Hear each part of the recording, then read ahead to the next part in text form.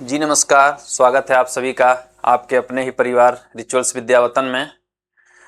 आज हम लोग कॉन्सेप्ट की एक फिर से बेहतरीन क्लास जो सीटेट के सिवाय सभी परीक्षाओं में महत्वपूर्ण स्थान रखता है, चतुर्भुज और उसके प्रकारों के विषय में जानेंगे। तो चलिए शुरू करते हैं। चतुर्भुज, सबसे पहले इसकी परिभाषा जान लेते हैं कि चतुर्भुज है क्या। एक ऐसा बहुभुज जिसमें चार भुजाएं हों, या एक ऐसी आकृति जो बंद हो और कैसे बनी हो, चार रेखाखंडों से मिलकर बनी हो। यानी कि एक ऐसी बंद आकृति जो चार रेखाखंडों से मिलकर के बनी हो, उसी को हम चतुर्भुज कहेंगे। जैसे कि आपका नाम से ही स्पष्ट है, चतुर्भुज मतलब चार भुजाएं हों। चार रेखाखंडों से घिरी बंद समतल आकृति को चतुर्भुज कहते हैं। ये 2D आकृति, 2 डायमेंशनल, द्विविमीय के तहत आता है, क्योंकि इसमें लंबाई भी होता है, चौड़ाई भी होता है, दो विमाएं होती हैं। दो तरीके से माप सकते हैं इसको हम। अब जब चार रेखाखंडों से मिलकर यह आकृति बनेगी तो रेखाखंड आपस में कहीं ना कहीं जुड़ेंगे, तो शीर्षों का भी निर्माण होगा। जब शीर्ष का निर्माण होगा तो वहां रेखाओं के बीच में जो झुकाव होगा, भुजाओं के बीच में जो झुकाव होगा, उसको हम क्या कहेंगे? कोण कहेंगे। जब चार कोण, चार शीर्ष होंगे तो दो कोण या दो शीर्ष आमने सामने भी होंगे। उनको मिलाने वाली भी एक रेखा होगी जिसको हम क्या कहेंगे? विकर्ण कहेंगे। इस तरह से इसमें चतुर्भुज में मुख्य अवयव क्या है? चार भुजाएं। आप देख लीजिए, AB एक भुजा है, BC एक भुजा है, CD एक भुजा है और AD एक भुजा है। इसको लिख लीजिए, AB, BC, CD, DA। इसी तरह से चार शीर्षों को हम क्रमशः यही नाम देते हैं, ABCD, ABCD। दो विकर्ण हमारा DB होगा या BD कह लीजिए, AC कह लीजिए या CA कह लीजिए, ACBD। चार कोणों को हम शीर्ष के क्रम में भी लिख सकते हैं, यानी कि कोण A, कोण B, कोण C, कोण D को भी कह सकते हैं, या ABC, BCD, CDA, DAB ऐसे करके क्रम से। तो क्या हो गए हमारे? चार कोण। तो चतुर्भुज के जो अवयव हैं, अवयव का मतलब जिन चीजों से मिलकर वो आकृति बनी हुई है, उन्हीं को हम अवयव कहेंगे। इन अवयवों के क्या नाम हो गए? भुजा, शीर्ष, विकर्ण और कोण। मुख्य रूप से यही चतुर्भुज के चार अवयव हैं। आगे चलते हैं। अब चतुर्भुज कोई भी बहुभुज है, उसके जो भी आंतरिक कोण होंगे उनका योग भी कुछ होगा। उसी तरह से चतुर्भुज है तो इसमें चार आंतरिक कोण हैं। इन चारों आंतरिक कोणों का योग क्या होगा? इन चारों आंतरिक कोणों का योग जो होता है 360 होता है। त्रिभुज के केस में तीनों आंतरिक कोणों का योग 180 था, चतुर्भुज में 360 होता है। इसी तरह से जब आकृतियों में भुजाओं की संख्या बढ़ती जाती है तो कोणों का माप समस्त योग जब करते हैं वो भी बढ़ता जाता है। तो उसका एक फार्मूला क्या है? n-2 गुणित 180। मतलब क्या है? n-2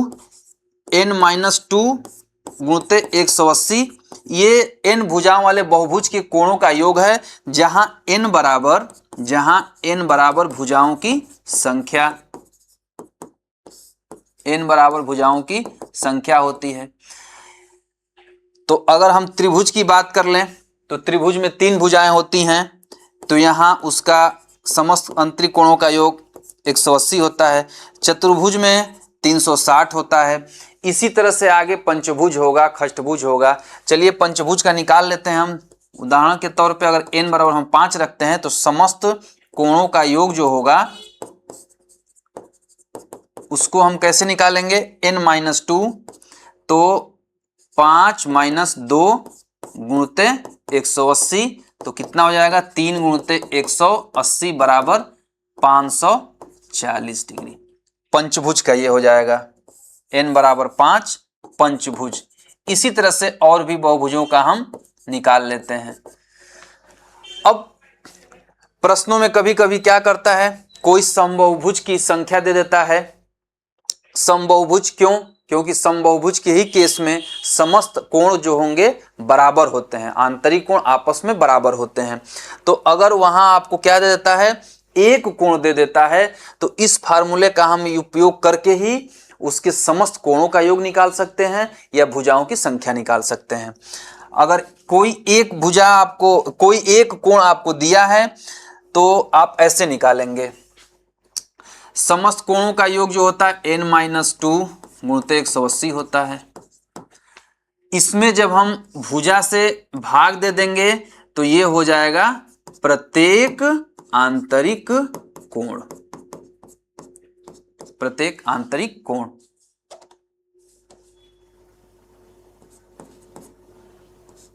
प्रत्येक आंतरिक कोण, ये प्रत्येक आंतरिक कोण क्या हो जाएगा, n-2 गुणित 180 बट्टा में n, यानी समस्त कोणों के योग को अगर भुजाओं की संख्या से भाग दे दिया जाए तो प्रत्येक आंतरिक कोण निकल जाता है। अगर प्रत्येक आंतरिक कोण का मान दिया हुआ है तो इस फार्मूला से हम भुजा की संख्या भी निकाल सकते हैं।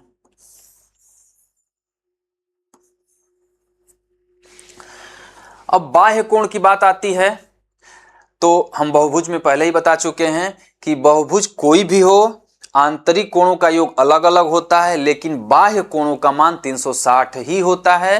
तो यहां चतुर्भुज में भी चतुर्भुज के बाह्य कोणों का योग कितना होगा, 360 ही होगा। आगे चलते हैं, चतुर्भुज के प्रकार। अब चतुर्भुज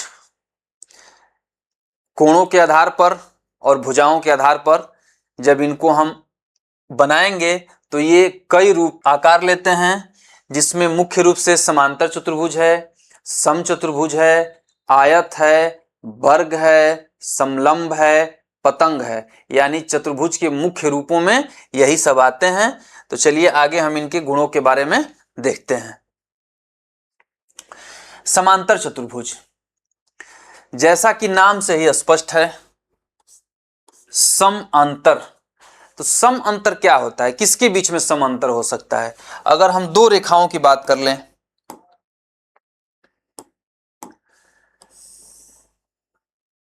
दो रेखाखंडों की अगर हम बात कर लें तो इसमें समांतर, ये रेखाएं दोनों समांतर हैं। समांतर का क्या मतलब होता है? समांतर का मतलब ये होता है कि इनके बीच की दूरी कहीं भी ली जाए तो वो बराबर हो, सम अंतर हो, यानी इनके बीच की दूरी जो है सम अंतर पे हो, यानी सब अंतर क्या हो, बराबर हो।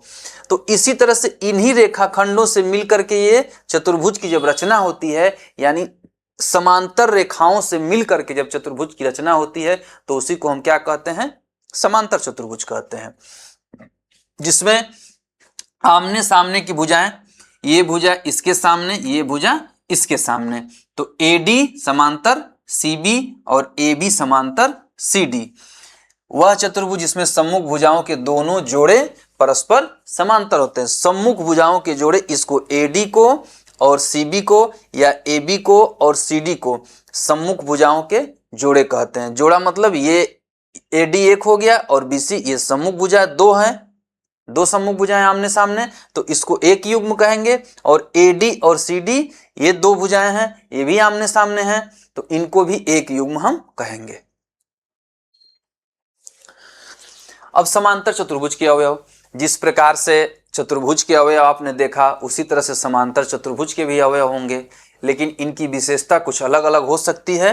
तो देखते हैं हम सम्मुख भुजाएं। अब सम्मुख भुजा जैसे कि हमने बताया AD और BC, AD कामा BC और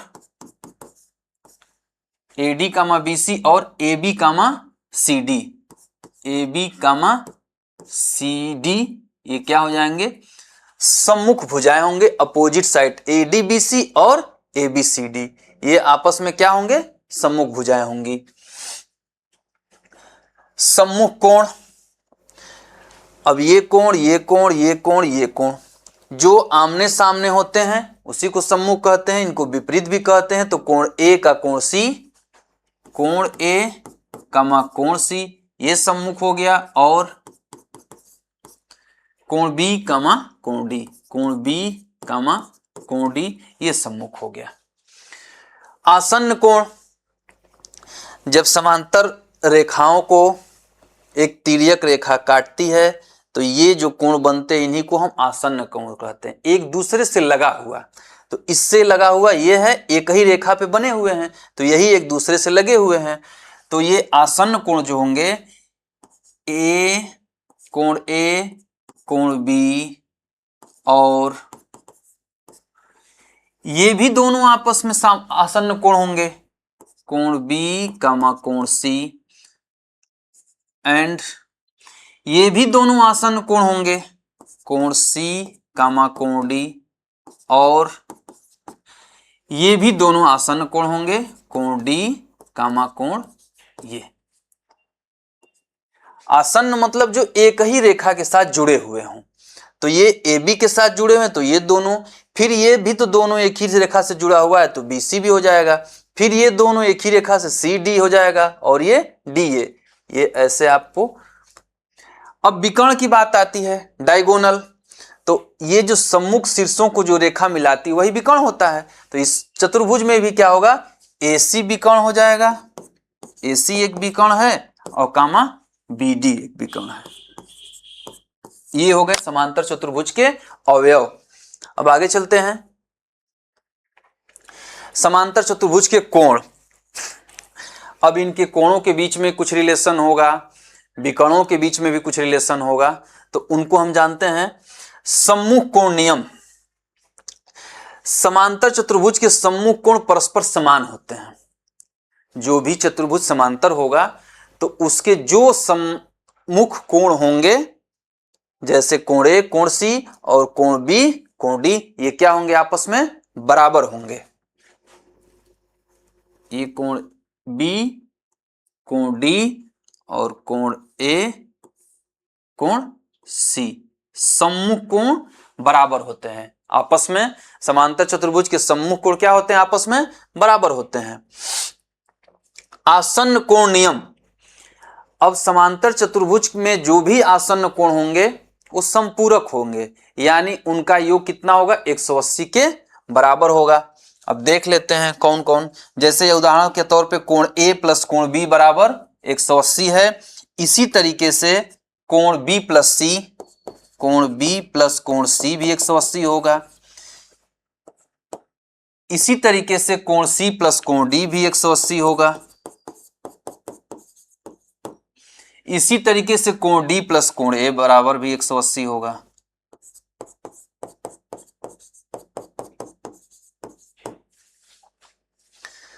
आसन्न कोण नियम क्या हो गया, समांतर चतुर्भुज के आसन्न कोण का योग 180 होता है या आपस में संपूरक होते हैं। ये आगे चलते हैं, समद्विभाजन नियम।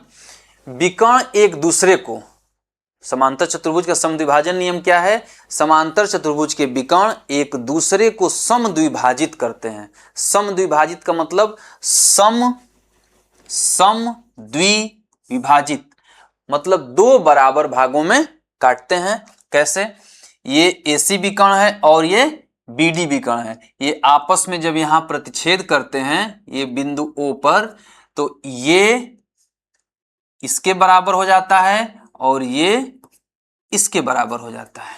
यानी दोनों विकर्णों की लंबाई अलग अलग है, ये एक बड़ा विकर्ण है एक छोटा विकर्ण है, लेकिन जब आपस में ये काटते हैं तो समद्वि माने दो बराबर भागों में काटते हैं। तो इसलिए यहां से OB बराबर OD और AO बराबर OC, AO बराबर OC कामा BO बराबर OD, ये ऐसे। सर्वांग समता नियम, कांग्रुएंस प्रॉपर्टी क्या कहती है समांतर चतुर्भुज की, कि समांतर चतुर्भुज का विकर्ण, कोई भी विकर्ण हो, चाहे ये विकर्ण हो चाहे ये विकर्ण हो, अगर ये विकर्ण है इसको दो सर्वांगसम त्रिभुजों में विभाजित करता है। इसको हम अगर लिख लें ABCD, तो एक त्रिभुज ये होगा, त्रिभुज ACD, और ये सर्वांगसम होगा ACD। A C B, A C D, A B C, त्रिभुज A B C, A C D, A C B, ये ऐसे। अगर इसमें भी करना हम चाहें तो इस साइड के दोनों या इस साइड के दोनों आपस में क्या हो जाएंगे, सर्वांग सम हो जाएंगे। अब एक समांतर चतुर्भुज की प्रॉपर्टी है कि कोणों के समद्विभाजक आयत का निर्माण करते हैं।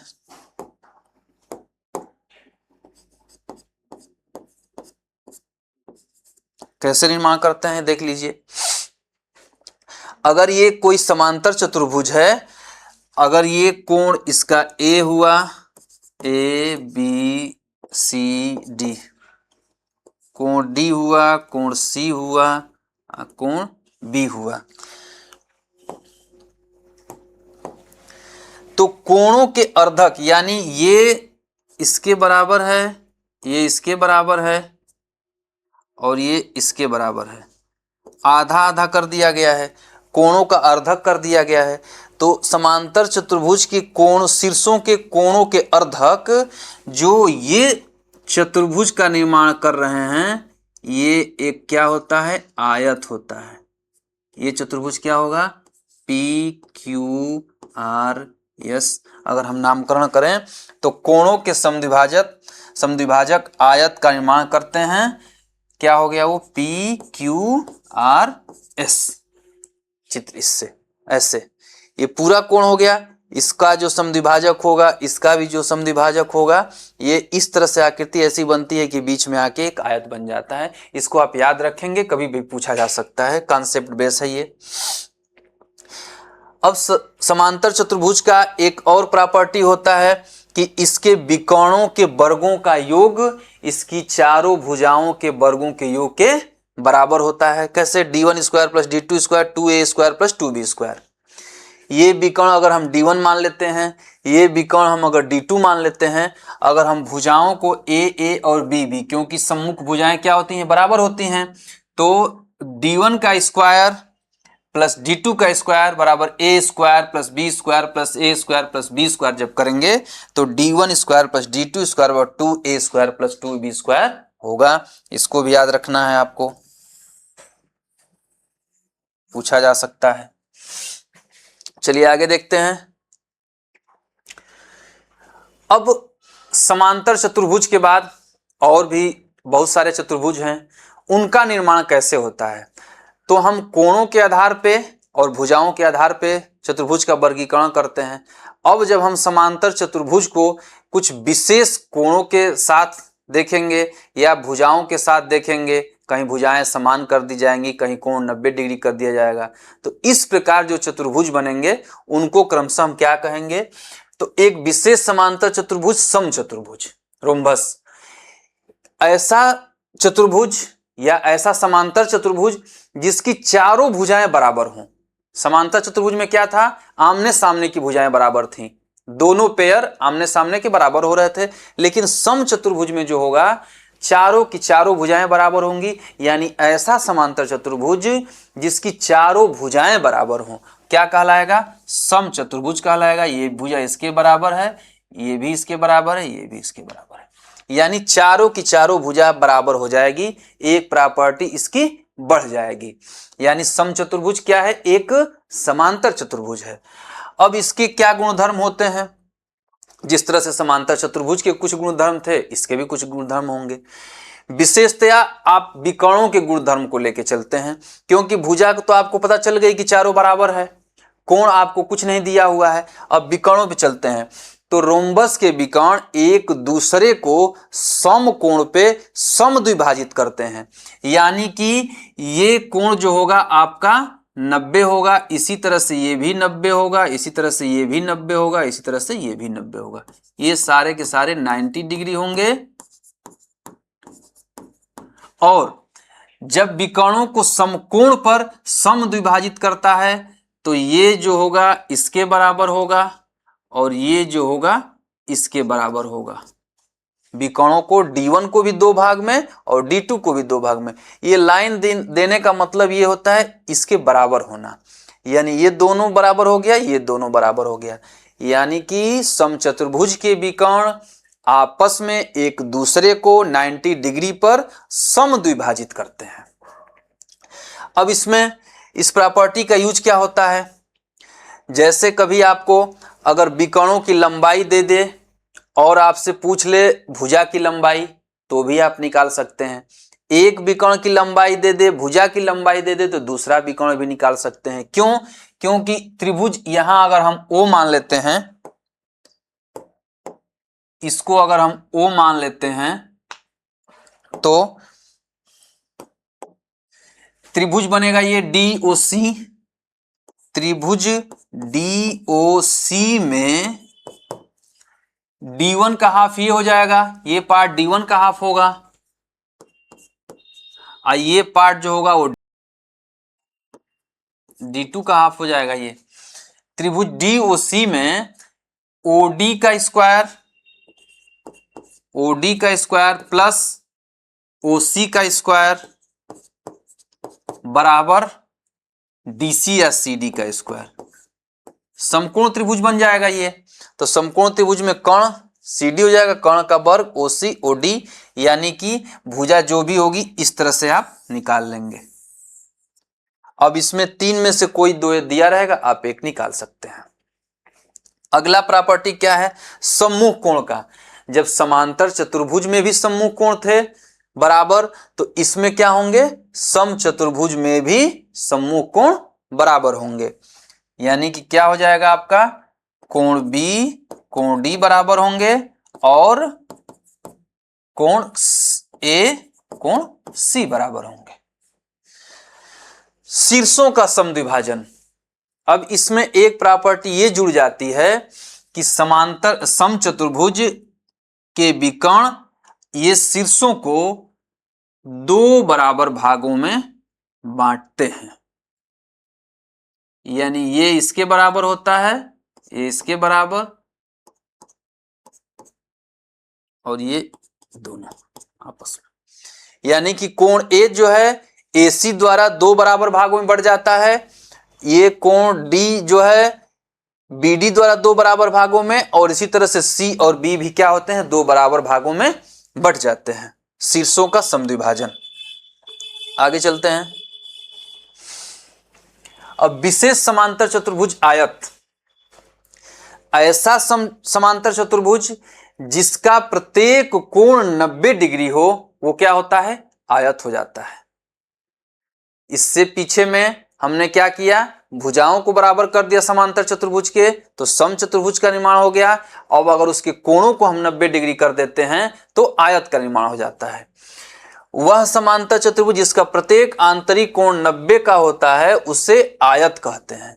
ये प्रत्येक कोण जो होगा इसका, अगर ABCD नामकरण कर दें, ये 90 डिग्री, ये भी 90 डिग्री, ये भी 90 डिग्री, ये भी 90 डिग्री, ये आयत हो गया, रेक्टेंगल।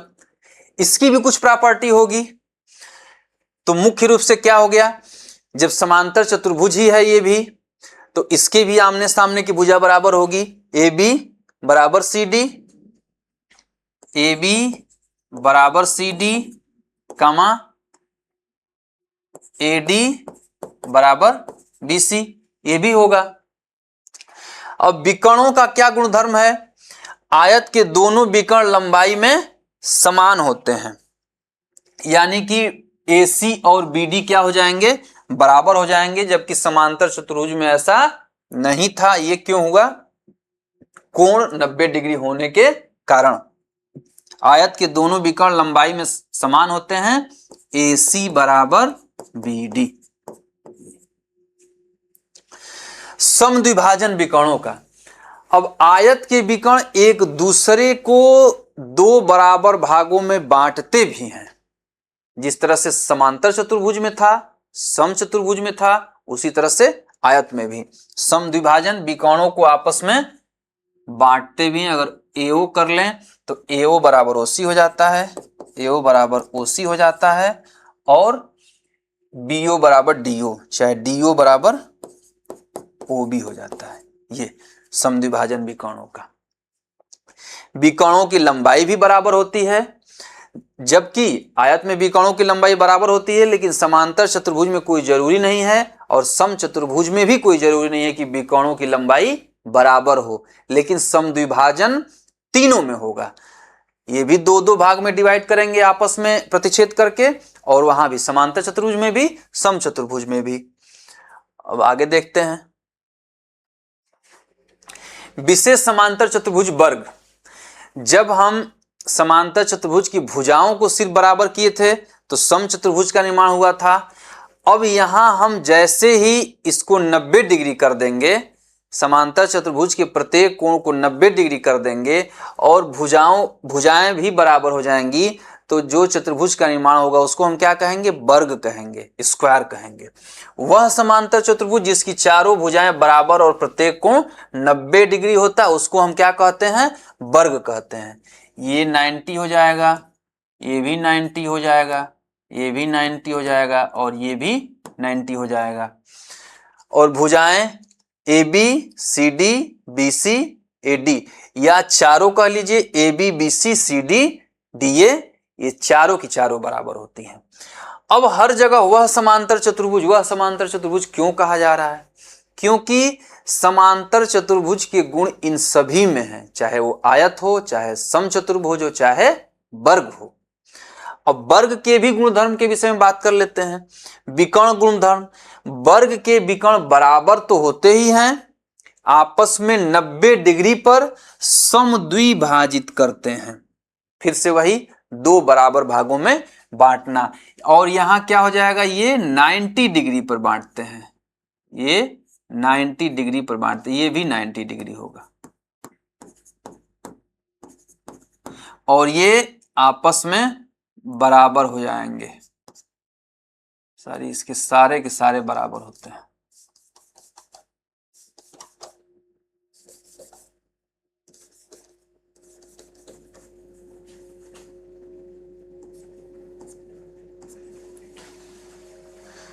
भुजाओं को अलग कलर से दिखाया गया, अलग इनका माप होता है। ये विकर्ण जो होंगे जब समद्विभाजित भी करेंगे, लंबाई में समान भी होंगे, तो ये सारे के सारे चारों जो हैं आपस में बराबर होंगे 90 डिग्री।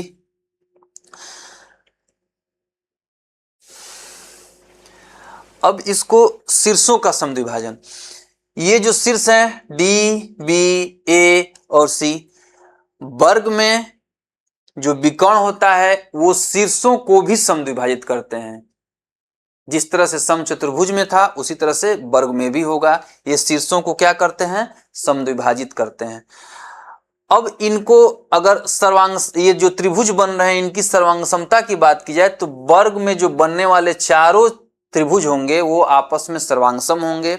इसी तरह से समचतुर्भुज में भी जो विकर्णों द्वारा त्रिभुज का निर्माण होता है वो आपस में सर्वांगसम होते हैं। आयत का विकर्ण दो बराबर सर्वांगसम त्रिभुजों में बांटता है।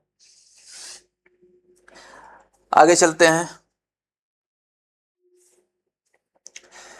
अब इनको एक जगह अगर हम देखें, अब सबकी प्रॉपर्टी अलग अलग है। जब आप इसको याद कर लेंगे तो आपको संदेह पैदा होगा, कंफ्यूजन होगा कि किसकी प्रॉपर्टी क्या थी। तो एक जगह अगर हम समराइज करें तो ये एक समांतर चतुर्भुज है, इसकी आमने सामने की भुजा क्या है? बराबर है, आमने सामने के कोण भी बराबर हैं।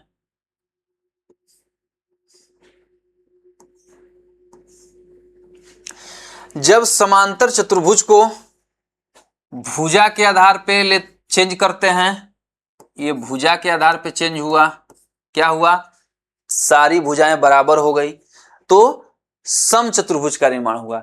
यानी समांतर चतुर्भुज में भुजा के आधार पर परिवर्तन हुआ तो समचतुर्भुज, और अगर कोण के आधार पर परिवर्तन हुआ, कोण के आधार पर प्रत्येक कोण अगर 90 डिग्री हो गया तो क्या बना? आयत बना। समांतर चतुर्भुज भुजा के आधार पर समचतुर्भुज जब बराबर हो गई सारी भुजाएं, और कोण के आधार पर क्या हुआ? आयत बन गया। और फिर यहां समचतुर्भुज को जब सारे कोण के आधार पर परिवर्तित किया गया, यानी सारे कोण 90 डिग्री हुए तो क्या बन गया? वर्ग बन गया। और आयत को भी जब हम भुजा के आधार पर चेंज करते हैं, भुजाएं बराबर हो जाती हैं तो क्या बनता है? वर्ग बनता है। इन सब का आपस में इस तरह से रिलेशन है। समांतर चतुर्भुज से शुरू हुआ और क्या हुआ, समचतुर्भुज, भुजा बराबर, और ये कोण प्रत्येक 90 तो आयत, फिर आयत की भुजा जब बराबर कर दी गई सारी तो वर्ग, और समचतुर्भुज का प्रत्येक कोण जब 90 कर दिया गया तो वर्ग। ये इनका आपस में संबंध है। अब इसमें एक प्रश्न आता है अक्सर कि वर्ग एक आयत है, आयत एक वर्ग है, इसमें आपको सही निकालना होता है कि क्या सही होता है। तो इससे समझ में आ गया है कि समचतुर्भुज एक समांतर चतुर्भुज है, वर्ग एक समचतुर्भुज है, वर्ग एक आयत है, वर्ग एक समांतर चतुर्भुज है। यहां लिखा हुआ है कि वर्ग एक समांतर चतुर्भुज है, वर्ग एक आयत है, वर्ग एक समचतुर्भुज है। अब इसी को अगर पलट देता है तो वो गलत हो जाता है, आयत एक वर्ग है, ये गलत हो जाएगा। इसमें अक्सर परीक्षाओं में जब विद्यार्थियों को कंफ्यूजन होता है तो इसको आप कैसे याद रखेंगे, इसको आप इस रूप में याद रखेंगे, समांतर चतुर्भुज, समचतुर्भुज एक समांतर चतुर्भुज है। क्यों ऐसा कहा जाता है, क्योंकि समांतर चतुर्भुज की सारे गुण समचतुर्भुज में होते हैं, समचतुर्भुज के सारे गुण वर्ग में होते हैं, आयत के सारे गुण वर्ग में होते हैं। इसीलिए कहा जाता है कि वर्ग एक आयत है, वर्ग एक समचतुर्भुज है, वर्ग एक समांतर चतुर्भुज है, समचतुर्भुज एक समांतर चतुर्भुज है, आयत एक समांतर चतुर्भुज है। ये उसी तरीके से है जैसे अगर हम कहें कि कोई ग्रेजुएट है और कोई पोस्ट ग्रेजुएट है, कोई ग्रेजुएट है और कोई पोस्ट ग्रेजुएट है। इसको ध्यान से समझिएगा। तो जो पोस्ट ग्रेजुएट है उसको हम ये कह सकते हैं कि ये ग्रेजुएट हैं, लेकिन जो सिर्फ ग्रेजुएट है उसको हम ये नहीं कह सकते कि ये पोस्ट ग्रेजुएट है। अंतर क्या हुआ दोनों में, दोनों में डिग्री की अधिकता का अंतर हुआ, एक के पास अधिक डिग्री है। उसी तरीके से वर्ग में एक प्रॉपर्टी अधिक है, क्या कि इसका प्रत्येक कोण 90 होता है, और समचतुर्भुज में ऐसा नहीं है। तो हम ये कह सकते हैं, अगर इसको हम पोस्ट ग्रेजुएट मान लें तो इसको हम ये कह सकते हैं कि ये, और इसको हम ग्रेजुएट मान लें अगर, तो पोस्ट ग्रेजुएट वाला ग्रेजुएट है लेकिन ग्रेजुएट वाला पोस्ट ग्रेजुएट नहीं है। इसको आप इस तरह से याद रखेंगे। तो वर्ग में क्या है, 90 डिग्री के चलते एक इसका गुण बढ़ गया, और समचतुर्भुज का क्या इसी से कम है, तो इसीलिए वर्ग एक समचतुर्भुज है लेकिन समचतुर्भुज एक वर्ग नहीं है। ग्रेजुएट वाला पोस्ट ग्रेजुएट नहीं हो सकता है, लेकिन पोस्ट ग्रेजुएट अगर कोई है तो उसको हम ये कह सकते हैं कि ये ग्रेजुएट है। आगे चलते हैं। समलंब चतुर्भुज ट्रेपेजियम, वह चतुर्भुज जिसमें सम्मुख भुजाओं का केवल एक जोड़ा समांतर होता है। अब ये समांतर चतुर्भुज से कैसे अलग है, समांतर चतुर्भुज के विपरीत जोड़े जो हैं वो क्या होते थे, समांतर होते थे। अब इसमें शर्त ये जुड़ गई कि सिर्फ एक जोड़ा इसका जो है वो समांतर है, बाकी जो जोड़ा है वो समांतर नहीं है। तो जैसे कि एक्स वाई किसके समांतर है, डब्ल्यू जेड के, और ये एक्स डब्ल्यू और वाई जेड आपस में समांतर नहीं है। तो ऐसे चतुर्भुज को जिसका एक पेयर जो है विपरीत भुजाओं का एक जोड़ा समांतर हो उसको हम क्या कहते हैं, समलंब कहते हैं। अब इसमें भी दो विकर्ण होंगे, इसकी भी कुछ प्रॉपर्टी होगी। तो इसका मुख्य गुणधर्म क्या है, असमांतर भुजाओं पर बने एक ही ओर के आंतरिक कोण संपूरक होते हैं। अब ये देख लीजिए आप, कोण ये और कोण ये, कोण ये और कोण ये, असमांतर भुजाओं पर बने एक ही ओर के कोण, यानी कोण x प्लस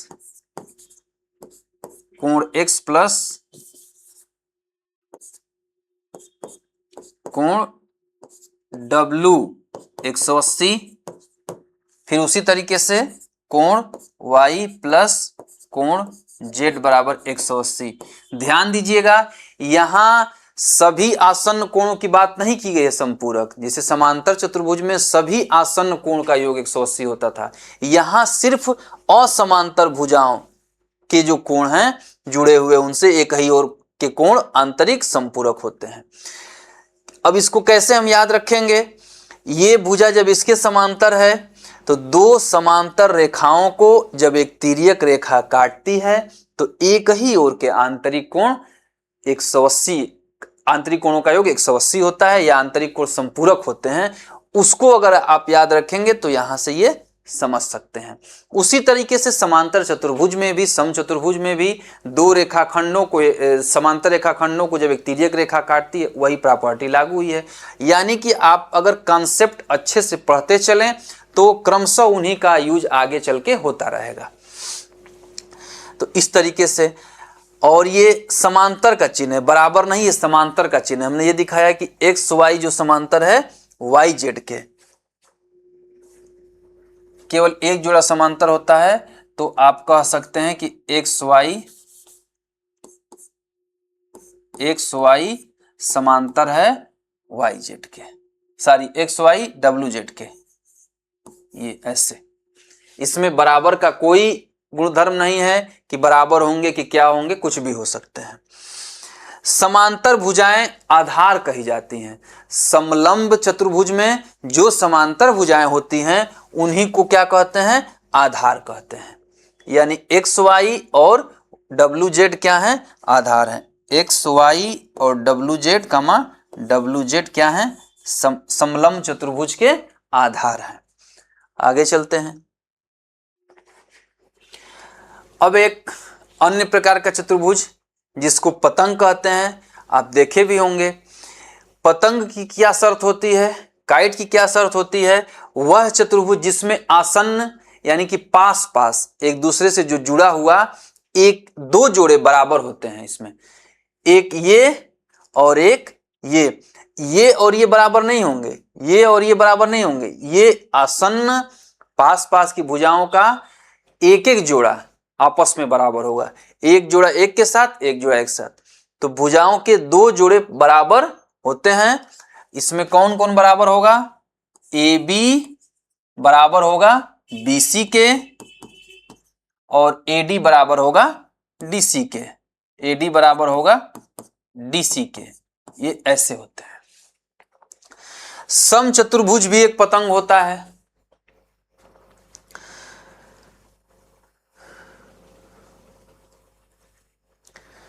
चूंकि पतंग की प्रॉपर्टी समचतुर्भुज में भी है, इसीलिए समचतुर्भुज भी एक पतंग होता है।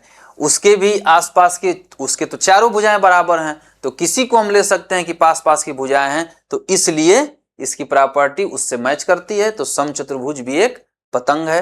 अब हम इसके गुणों के विषय में जान लेते हैं। इसके विकर्ण एक दूसरे को समकोण पर काटते हैं, जैसे कि समचतुर्भुज में, इसीलिए कहा गया कि समचतुर्भुज भी एक पतंग होता है। अब दूसरी प्रॉपर्टी क्या है, पहले इसको देख लेते हैं। इसके विकर्ण एक दूसरे को 90 डिग्री पे काटते हैं, तो ये आपका 90 डिग्री ये भी हो जाएगा, 90 डिग्री ये भी हो जाएगा, 90 डिग्री ये भी, और 90 डिग्री ये भी हो जाएगा। ऐसे समद्विभाजित नहीं करते हैं, ये ध्यान रखना होगा। चित्र आपके अगर दिमाग में रहेगा तो इससे आप समझ सकते हैं कि समद्विभाजित नहीं करते। ये सेक्शन बड़ा दिख रहा है, ये छोटा दिख रहा है, इसको बराबर, ये दोनों बराबर हैं। जो अगली प्रॉपर्टी क्या है, लंबा विकर्ण छोटे विकर्ण को दो बराबर हिस्सों में काटता है। ये AC क्या है, लंबा विकर्ण है। AC लंबा विकर्ण होता है, और BD छोटा विकर्ण।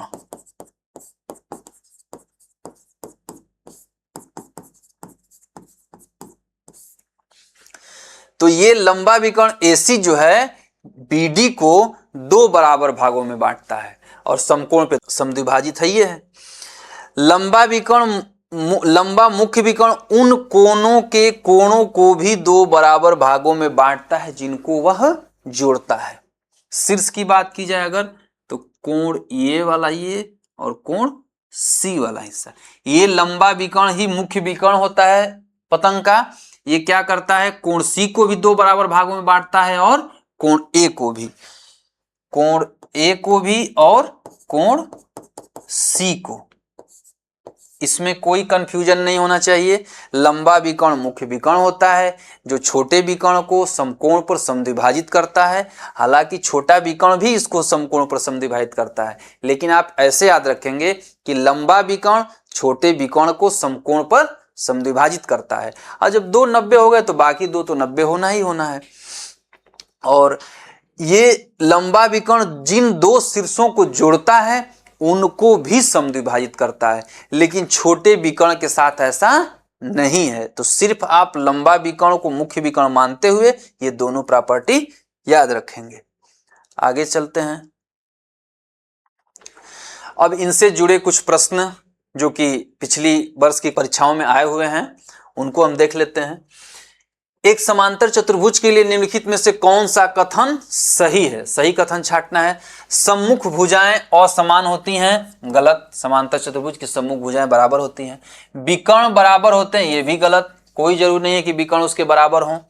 सम्मुख भुजाएं समान और समांतर होती हैं, ये सही विकल्प है। सभी कोण 90 डिग्री होते हैं, ये भी गलत है।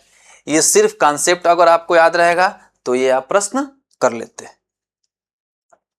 आगे चलते हैं। समांतर चतुर्भुज के विकर्ण के बारे में कौन सा कथन सत्य है? सत्य कथन की बात की गई है। वे एक दूसरे को समद्विभाजित करते हैं, बिल्कुल सही है। समांतर चतुर्भुज के विकर्ण एक दूसरे को समद्विभाजित करते हैं। वे बराबर लंबाई के होते हैं, जी नहीं। ये जरूरी नहीं है कि समांतर चतुर्भुज के विकर्ण बराबर लंबाई के, एक विकर्ण बड़ा और एक छोटा हो सकता है।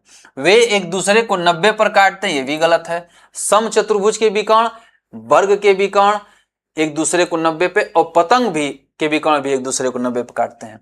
वे कोणों को समद्विभाजित करते हैं, ये भी गलत है। कोणों को समद्विभाजित नहीं करते हैं।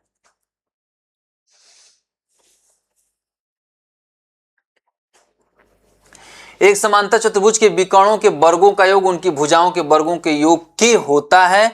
हम आपको बता चुके हैं बराबर होता है। यहां आप देख भी लीजिए ए बी सी डी। अगर ये ए है ये भी ए होगा, ये बी है ये भी बी होगा। अगर इसको हम D1 करें ये D2 करें तो प्रश्न के हिसाब से D1 का स्क्वायर प्लस D2 का स्क्वायर बराबर a square plus b square plus a square plus b square बराबर 2a square plus b square. इसको याद रखिएगा, यानी कि बराबर होता है। ये इसका गुणधर्म है। समांतर चतुर्भुज के विकर्णों का विकर्ण के वर्गों का योग उसकी समस्त भुजाओं के वर्गों के योग के बराबर होता है। यदि किसी समांतर चतुर्भुज के विकर्ण एक दूसरे को समकोण पर काटते हैं तो वह समांतर चतुर्भुज क्या कहलाता है? आयत के भी विकर्ण एक दूसरे को समकोण पर काटते हैं, समचतुर्भुज के भी विकर्ण काटते हैं, वर्ग के भी विकर्ण काटते हैं, और ये सभी क्या हैं? समांतर चतुर्भुज हैं। लेकिन भुजाओं की दृष्टि से समचतुर्भुज की सारी भुजाएं बराबर हो जाती हैं और वर्ग की भी भुजाएं बराबर हो जाती हैं।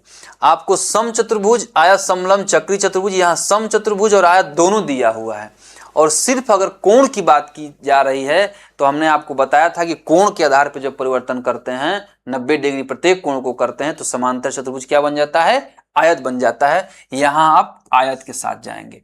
और अगर आयत न दिया होता, समचतुर्भुज सिर्फ विकल्प में होता है तो समचतुर्भुज के साथ जाते। दोनों दिया हुआ है तो ज्यादा उचित आयत है, इसलिए इसके साथ जाएंगे। यदि एक चतुर्भुज के विकर्ण एक दूसरे को समद्विभाजित करते हैं तो चतुर्भुज एक समांतर चतुर्भुज है। यह कथन है एक, यह कथन क्या है? प्रमेय है। यह आपको याद होना चाहिए कि कौन सा कथन प्रमेय है, कौन सा कथन अभिगृहित है, क्योंकि वह कथन जो सिद्ध किया जा चुका है उसको हम क्या कहते हैं? प्रमेय कहते हैं। ये ऑप्शन सही होगा। आगे देखते हैं। निम्नलिखित में से किस स्थिति में एक चतुर्भुज ABCD की रचना संभव नहीं है? रचना संभव नहीं है पूछ रहा है। चतुर्भुज की रचना के लिए कोण और भुजाओं की माप की आवश्यकता होती है। तो अब हम ऐसे प्रश्नों में विकल्प देखते हैं और हमने बताया था कि जहां विकल्प के आधार पर चुनना होता है वहां हम नहीं वाला चुनते हैं। सबसे पहले कौन नहीं हो सकता है, और यहाँ पूछ भी रहा है कौन नहीं हो सकता है, तो हम कोणों को देख लेंगे, क्योंकि कोणों का एक नियम है कि समस्त कोणों का योग कितना होता है चतुर्भुज के? 360 होता है। तो इसमें देख लेंगे हम, एक कोण, दो कोण दिया हुआ है, बाकी दो कोण हो सकते हैं एडजस्ट। इसमें कोण नहीं दिया हुआ, इसमें भी नहीं दिया हुआ है, इसमें दिया हुआ है। क्या दिया हुआ? एक कोण 75, एक 50, एक 40। अब चारों कोणों का योग 360 ही होता है। और यहां आप जब जोड़ेंगे तो 150, 140, 290 और 75, 365 मात्र 3 कोणों को ही लेकर के हो गया। तो इसलिए इस रचना, इस माप से चतुर्भुज की रचना नहीं की जा सकती। क्यों नहीं की जा सकती? क्योंकि 3 कोणों का ही माप 365 हो गया है, जबकि चारों का होना चाहिए। चौथे कोण के लिए कोई वैल्यू नहीं बचती है। और ऐसे प्रश्नों में जब कोण और चतुर्भुज की जब रचना की बात की जाए तो सबसे पहले हम कोणों को देख लेंगे। हो सकता है उन्हीं में से कुछ विकल्पों में हमको क्लू मिल जाए, क्योंकि भुजाओं के आधार पे तो हम बना ही सकते हैं। तो नहीं वाला पूछा भी है और नहीं वाला हम पहले देखते भी हैं। आगे चलते हैं। किसी समांतर चतुर्भुज एबीसीडी का विकर्ण बीडी इस प्रकार है कि CBD 12x, ABD 7y, ADB 60 degree और सीडीबी 28 है, तब 2x + 3y का मान क्या है? चलिए इसको हम बना लेते हैं। A B C D. विकर्ण बीडी इस प्रकार है कि सीबीडी 12x, सीबीडी 12x, ये वाला कोण जो है, ये वाला कोण 12x है। ए बी डी, ये कोण कितना है? 7। सीबीडी 12x और ए बी डी 7y, ये वाला है, ये वाला कोण 7y। ए डी बी कितना है? 60 डिग्री है ये कोण। और क्या कह रहा है? सी डी बी 28 डिग्री है ऐसे। तब 2x + 3y का मान ज्ञात कीजिए।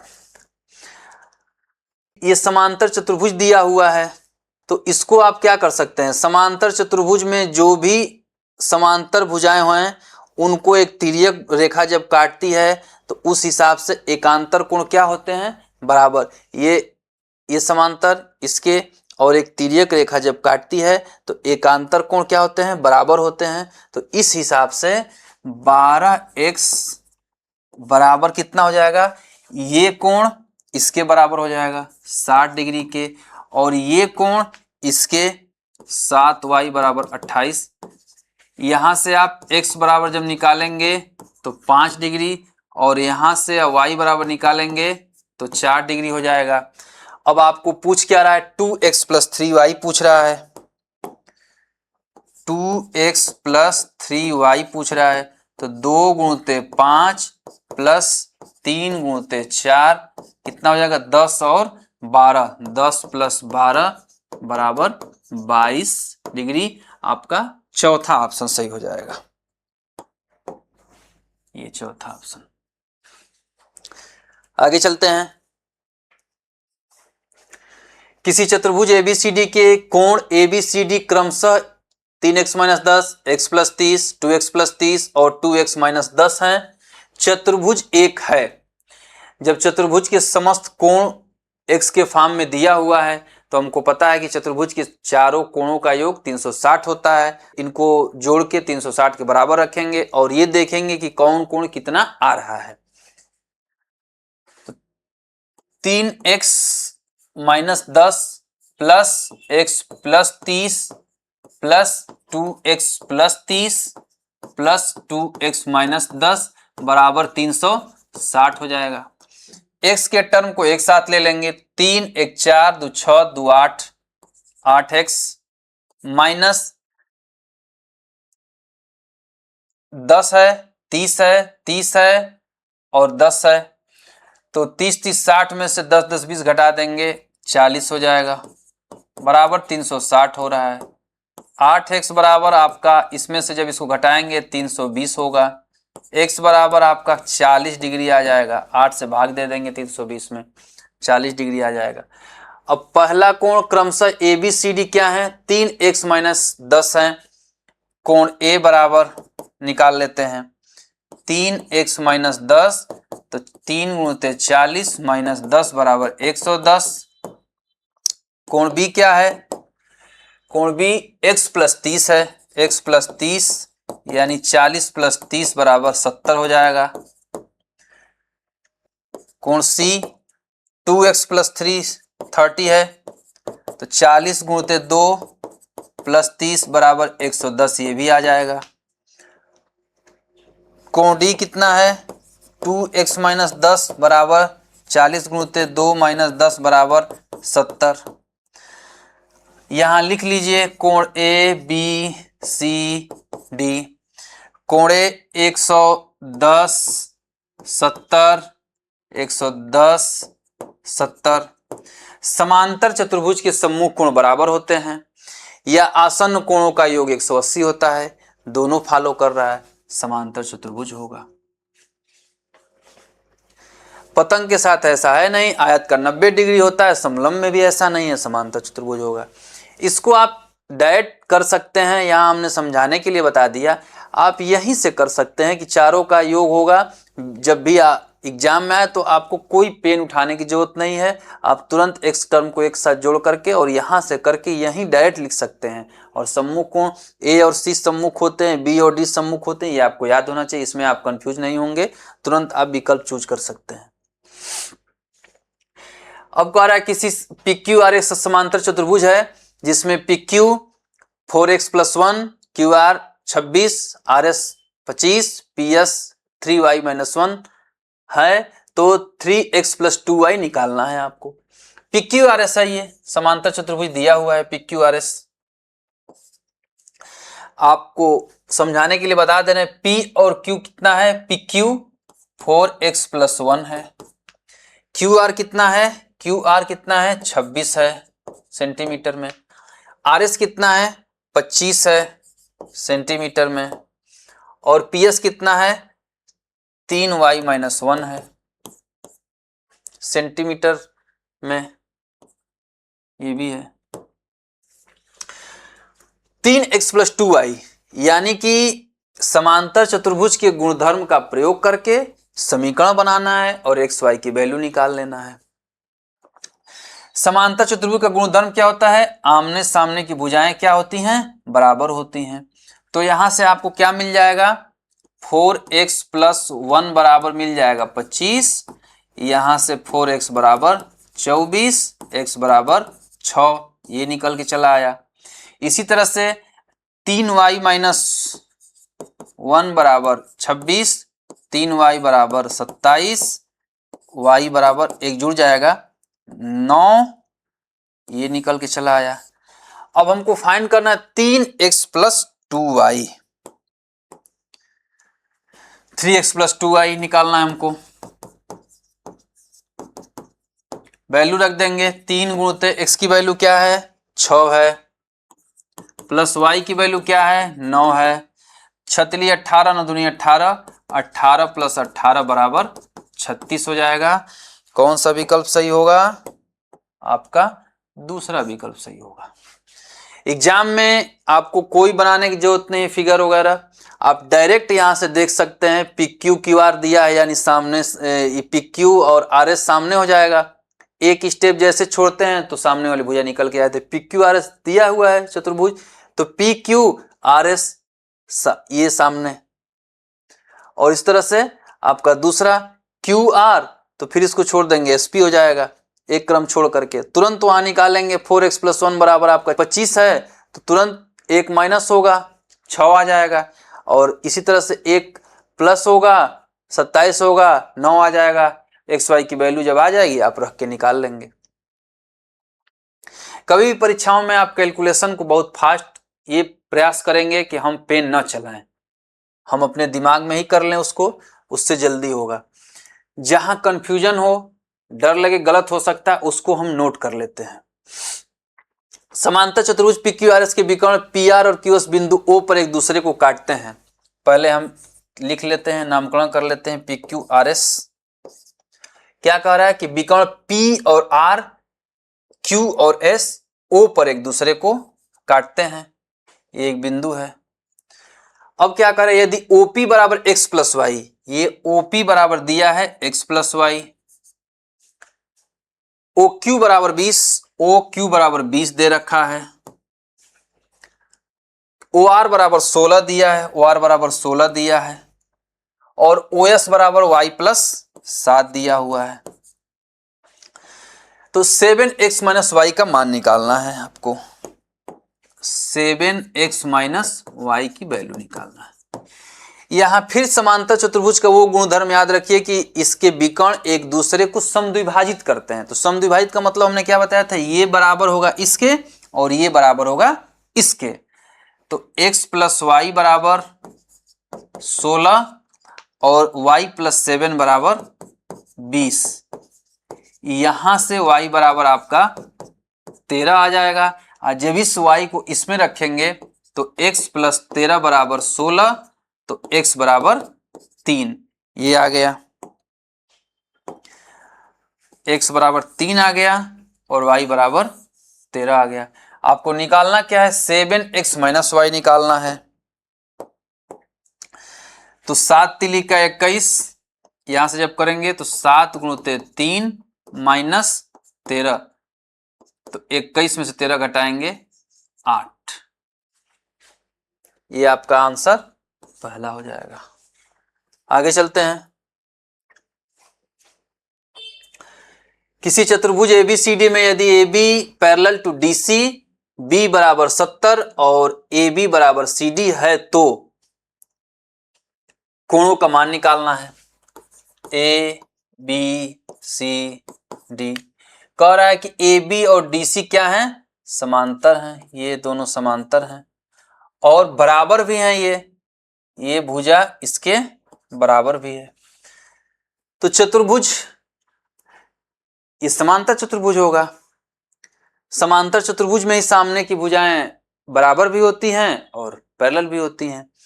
अगर कोण B आपको 70 दिया है तो आप तुरंत यहां से निकाल सकते हैं कि इसका सम्मुख ये भी 70 होगा और इन दोनों का योग कितना होता है, 180 के बराबर होता है।